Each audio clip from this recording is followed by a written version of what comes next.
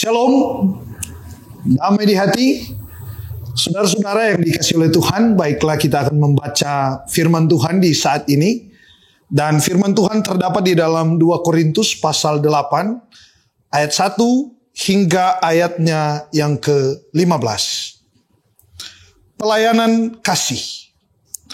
Saudara-saudara, kami hendak memberitahukan kepada kamu tentang kasih karunia yang dianugerahkan kepada jemaat-jemaat di Makedonia. Selagi dicobai dengan berat dalam pelbagai penderitaan, sukacita mereka meluap, dan meskipun mereka sangat miskin, namun mereka kaya dalam kemurahan. Aku bersaksi bahwa mereka telah memberikan menurut kemampuan mereka, bahkan melampaui kemampuan mereka. Dengan kerelaan sendiri mereka meminta dan mendesak kepada kami, supaya mereka juga beroleh kasih karunia untuk mengambil bagian dalam pelayanan kepada orang-orang kudus. Mereka memberikan lebih banyak daripada yang kami harapkan. Mereka memberikan diri mereka pertama-tama kepada Allah, kemudian oleh karena kehendak Allah juga kepada kami. Sebab itu kami mendesak kepada Titus supaya ia mengunjungi kamu dan menyelesaikan pelayanan kasih itu sebagaimana ia telah memulainya. Maka sekarang, sama seperti kamu kaya dalam segala sesuatu, dalam iman, dalam perkataan, dalam pengetahuan, dalam kesungguhan untuk membantu, dan dalam kasihmu terhadap kami, demikianlah juga hendaknya kamu kaya dalam pelayanan kasih ini. Aku mengatakan hal itu bukan sebagai perintah, melainkan dengan menunjukkan usaha orang-orang lain untuk membantu, aku mau menguji keikhlasan kasih kamu.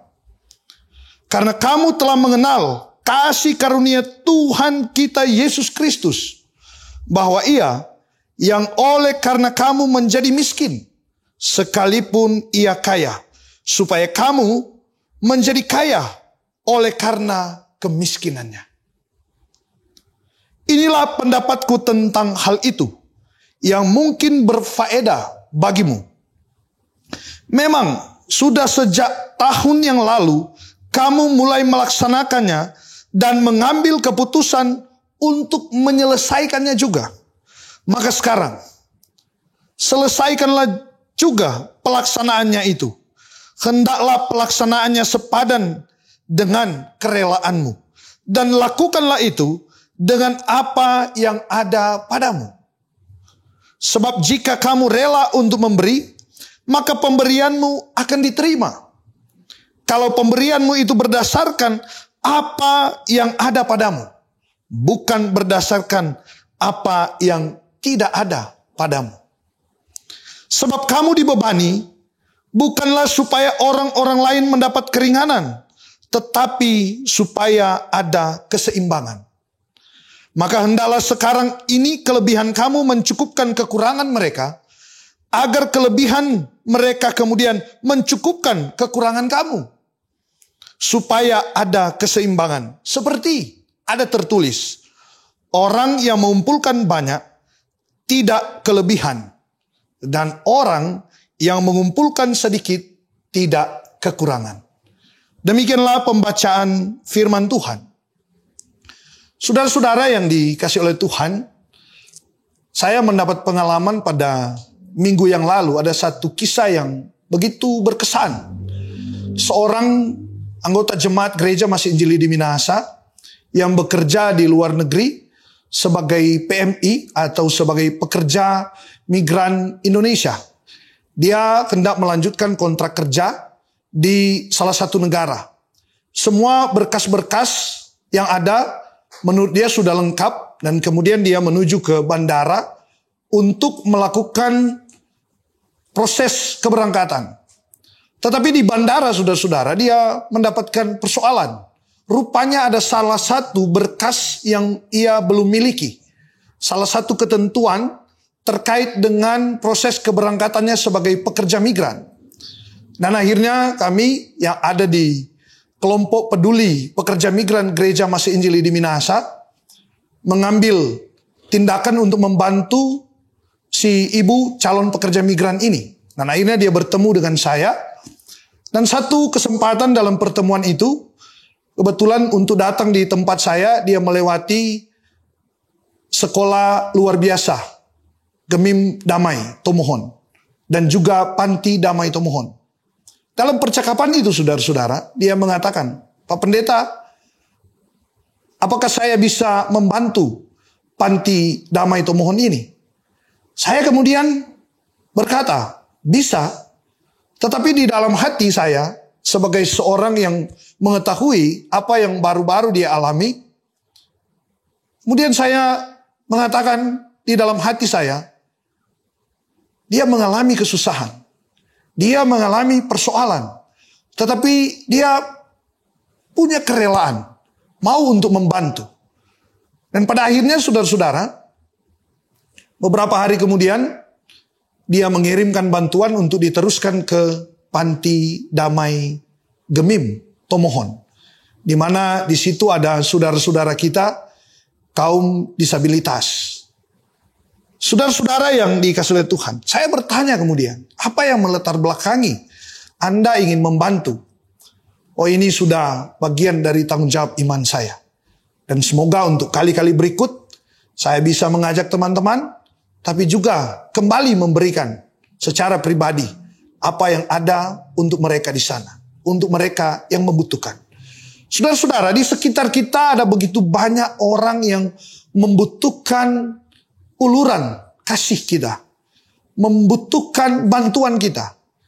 Apapun keadaan mereka, apapun yang mereka alami, mereka begitu mengharapkan bantuan dari kita. Mungkinkah itu soal keadaan ekonomi mereka? Ataupun mungkin mereka membutuhkan perhatian karena ada pergumulan yang mereka alami? Mungkin mereka membutuhkan kita hadir di tengah-tengah kehidupan mereka untuk mendoakan mereka? Masalah keluarga, suami, istri, anak-anak, atau anggota keluarga yang sedang sakit, atau anggota keluarga yang mengalami duka cita.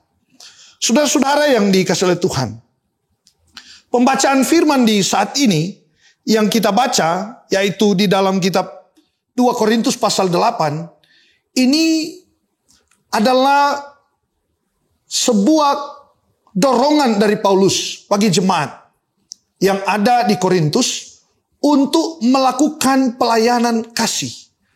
Dan Paulus menunjuk jemaat Makedonia sebagai sebuah contoh bagaimana jemaat Makedonia dikatakan di dalam bagian ini, mereka dalam keadaan yang mengalami pencobaan yang sangat berat, bahkan dalam berbagai penderitaan. Tetapi apa yang mereka miliki? Sukacita mereka meluap-luap, sehingga mereka memberi bantuan kepada jemaat yang membutuhkan. Saudara-saudara yang dikasihi oleh Tuhan, dari perenungan ini kita mau belajar tentang bagaimana memberi dengan sukacita, bagaimana memberi dengan kasih, bagaimana memberi dengan penuh kerelaan, bagaimana memberi tanpa mengharapkan imbalan apa-apa, bagaimana memberi oleh karena kita telah terlebih dahulu merasakan kasih dan pertolongan Tuhan. Mari kita lihat saudara-saudara, jemaat di Makedonia yang ingin mengambil bagian dalam pelayanan, motivasinya adalah bukan supaya mereka mengalami ketenaran. Motivasinya bukan supaya mereka populer. Tetapi yang mereka lakukan yaitu dengan tujuan supaya mereka bisa mengambil bagian untuk meringankan beban orang lain. Meringankan beban sesama manusia. Jemaat Tuhan, saya mau katakan bahwa gereja yang memahami diakonia, gereja yang memahami tentang pelayanan adalah gereja yang berdiakonia. Adalah gereja yang melakukan tindakan pelayanan itu. Saudara-saudara, adalah sikap yang penuh kerelaan ketika kita melakukannya dengan sungguh-sungguh. Pertanyaannya adalah, apakah sikap yang demikian dimiliki atau berkobar di dalam hati kita? Sikap yang rela memberi, sikap yang penuh semangat untuk memberi dalam kasih. Saudara-saudara yang dikasih oleh Tuhan, ada orang berpikir begini, mungkin saya harus jadi orang kaya dulu, baru saya bisa memberi. Saya harus punya banyak materi. Saya harus punya finansial yang cukup, baru saya bisa memberi. Bukan itu, saudara-saudara. Tetapi yang Tuhan inginkan, yang ditekankan oleh Paulus di sini adalah memberi dengan penuh kerelaan, tetapi juga memberi dengan penuh semangat. Memberi dengan penuh sukacita. Ada orang yang datang kepada kita untuk meminta bantuan. Mungkin kita tidak punya uang untuk diberikan kepada orang itu. Kita tidak punya materi untuk diberikan kepada orang itu. Tetapi saudara-saudara, senyum sapaan akrab kita kepada mereka, itu melegakan hati mereka. Ketika kita berjabat tangan dengan mereka dan mengajak mereka untuk berdoa bersama, itu juga adalah pemberian yang indah, di mana kita turut berempati dengan apa yang dialami oleh mereka yang mengalami kekurangan, yang mengalami kesedihan, yang mengalami kemiskinan, yang mengalami keretakan, yang mengalami patah hati. Saudara-saudara yang dikasih oleh Tuhan, kita bersyukur karena di gereja Masih Injili di Minahasa ada ruang-ruang pelayanan diakonia yang juga dapat menjadi alamat bagi kita untuk kita berbagi dengan sesama. Ada Panti Damai Tomohon, ada Walene Oki, ada Panti Asuhan Nasaret, ada Panti Bartolomeus.